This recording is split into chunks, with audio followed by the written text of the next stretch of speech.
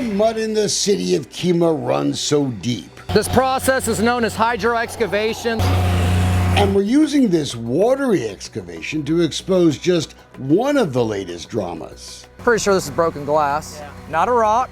Marco Ramonda is a former Kemah cop who's now in the pressure washing business. And he used his expertise the other day to unearth the nasty truth about an acre of land he bought in Kemah 2 years ago here on Delisandre Lane. My original intention was to build warehousing, and that's not going to happen anytime soon.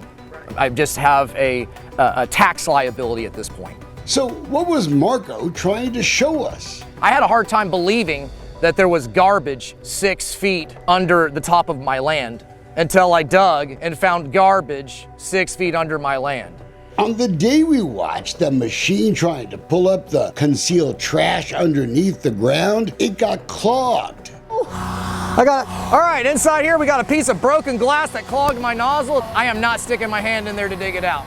But once that glass was cleared, Marco may have found the best evidence this land may be truly unusable. Oh, there's a hole. Marco's pressure washer breaks through the hole. I have to wonder if this land's gonna shift, because 5 to 6 feet below ground, it's just all garbage. Suddenly, the water being pumped into the ground starts to drain away in what sure looks like an empty cavity below. Yeah, it's draining. So that water's draining down through all of the trash and everything else that's down there. How pissed off are you? You have no idea. I want to burn this place to the ground. Ramonda was going to use his property for a warehouse, but his neighbors, Robert Kelly and his wife, they planned to build a forever home on the half-acre they bought back in 2021. Kelly is a former Kemah City Council member. We wanted to build a house where we could retire to, as well as a shop that I can use for working on my cars and my car collection and things like that. After spending $109,000 on the land, the Kellys spent another $135,000 preparing the site for their home construction. Then he called WCID 12 to come out and dig his water line. And while they were here, they started digging with the excavator. We were out here and we could hear them digging through what sounded like glass. That was the sound of shattered dreams. And then we were told by one of our neighbors, this used to be the city dump until the mid-60s. That helps explain why Kelly found this gem on the land, a whiskey bottle that appears to date back to the 20s. That's the 1920s. A century ago, Kelly began digging deeper, and sure enough, the Delisandre property he found is on the list of closed landfills on the website of the Texas Commission on Environmental Quality. I had to be the Grim Reaper that informed every one of my neighbors that this was a landfill. So who's the culprit that sold this tarnished piece of property to these unsuspecting buyers? Who do you blame? This is WCID 12 and their board all the way, as well as the realtor that handled the deal, Alana Croker, with Keller Williams. Hi, I'm Alana Croker with Keller Williams Realty Waterside. Both Ramonda and Kelly both brought their properties from the government, from WCID 12. They run the water and fire service in Kemah. And what's worse, there's plenty of evidence we found that proves WCID 12 knew it was an old landfill and just didn't bother to tell these folks. And Kelly, remember, was a former city council member. I went back and reviewed all of that documentation, and there was no documentation whatsoever. There's actually a checkbox on the form that says if you know it's a landfill, previous landfill, or hazardous site or anything like that. None of that was done. We've got a copy of the contract. It says it in black and white.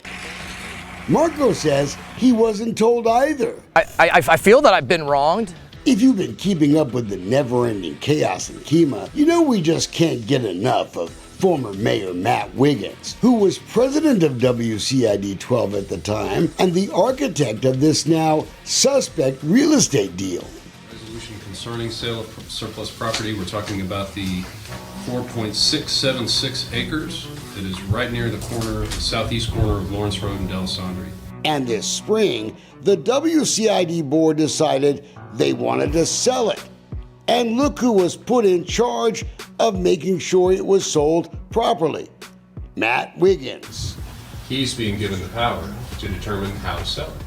and it was Wiggins who decided to use Alana Croker as the real estate broker, Hire me as your agent.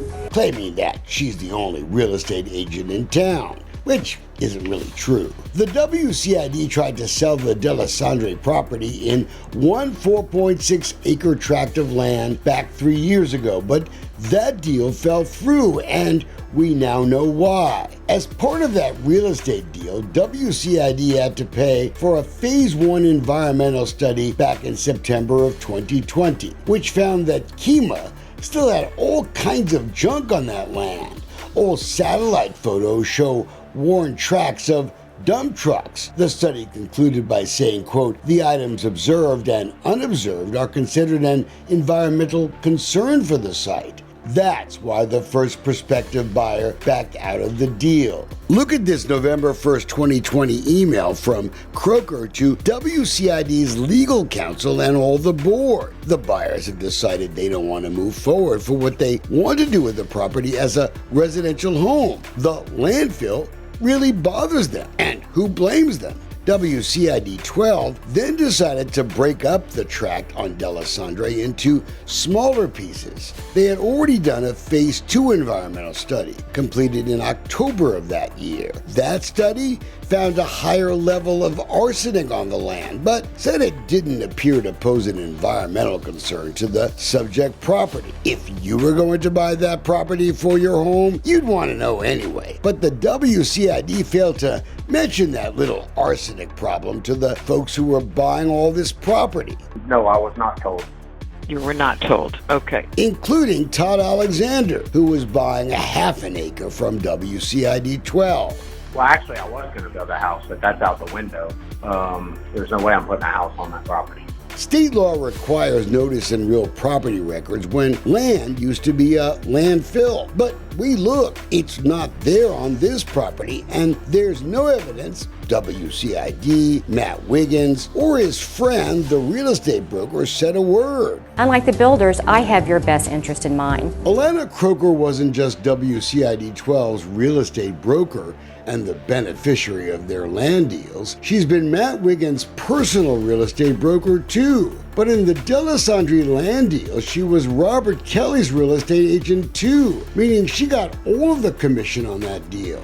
She failed to work in my best interest as my realtor to find out everything and make sure that the property was properly disclosed. I think she took the money and run, but there again, she's got a good history with people in this town, and she's made a lot of money through people in this town. Is she a real estate person that works for you? Yes. Including Matt Wiggins, Croker benefited from his personal real estate deals too. The first time Wiggins was WCID 12 president, the agency chose to sell Croker some of its property. It's where Keller Williams Waterside sits today, on property she bought from WCID 12 back in 2006. Did the fact that Mr. Wiggins was on the water board at that time have any effect on your purchase of the property? He let me know that it was coming available for sale. I've been looking for a place to do an office, and he thought it might be a good investment for me, which it has been.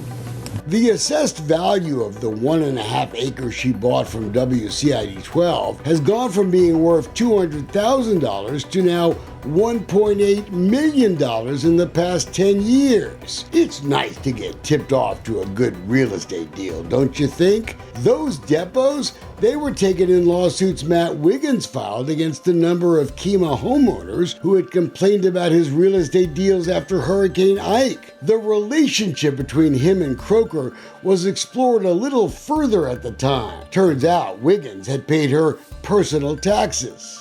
Do you see where the county recorded that Matthew D. Wiggins paid your taxes for the tax year 2006? Okay. Did he loan you the money, or did you pay him back? I have paid him back. That real estate deal back then raised eyebrows because of possible conflicts of interest, and this D'Alessandri deal with Wiggins involved, it deserves even more scrutiny. Can I get the $250,000 of money that I've invested into this worthless piece of land? Can I ever get any of that back? I don't know.